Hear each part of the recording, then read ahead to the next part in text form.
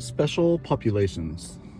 The special populations column provides personal trainers who work with apparently healthy and medically cleared special populations with scientifically supported background information. Summary. The top cause of on-duty death in firefighters is a heart attack. Tasks associated with the job of a firefighter vary in type and intensity. Health and fitness programs tailored to firefighters include firefighter-specific exercise programming and education and can yield increase in endurance, strength, and decreased stress. Overview of firefighting risks. Over 1 million firefighters work in the United States, and over 45% of these service personnel are older than the age of 40. The top cause in deaths in the United States are attributed to cardiovascular disease, and the top cause of on-duty death in firefighters is heart attack. Recent mortality statistics specific to firefighters documented about 100 on-duty fatalities per year. In 2007, 38 of 102 on-duty deaths were attributed to stress or exertion-related cardiac events. Health and fitness programs tailored to firefighters have demonstrated benefits including increased in strength, power, and endurance in a few studies.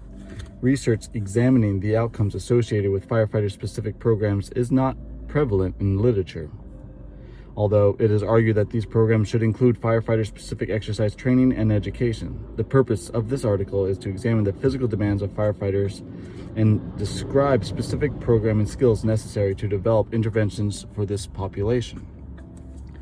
Firefighting tasks. Specific tasks associated with the job of firefighting vary, but generally include activities associated with fire suppression, extraction from automobiles or buildings, emergency response management, and general community service. The proportions of these tasks are significantly different now compared with the past.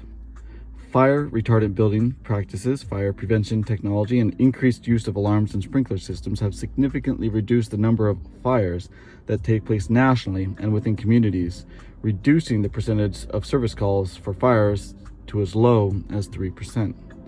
The remaining proportions of tasks and service calls include 50% associated with emergency medical services, first responders, 23%, general services, 15%, alarm malfunction, and 4.6% rescue calls.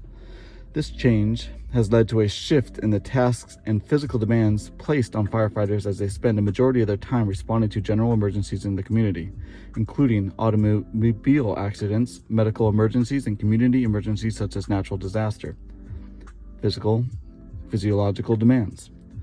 Physiological and metabolic demands placed on firefighters depend on specific activity and external environmental variables such as fire and excessive heat.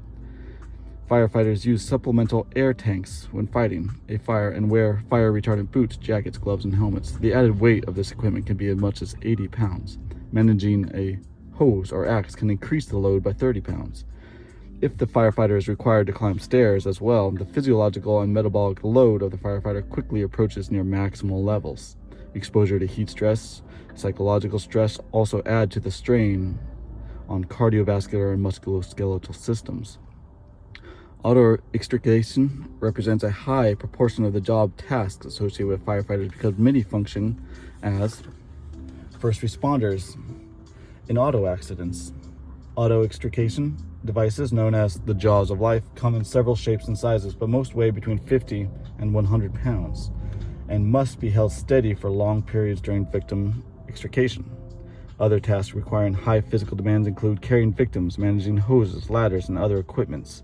Firefighting specific tasks require up to 12 times the oxygen uptake compared with rest. In addition, firefighters with a low workload tolerance can exceed their metabolic abilities, leading to injury or death. A recent examination of metabolic demand associated with firefighter candidate physical ability test found that metabolic cost associated with activities was 36.6 milliliters per kg per woman and 38.5 milliliters per kg per men. A university-based health and fitness program.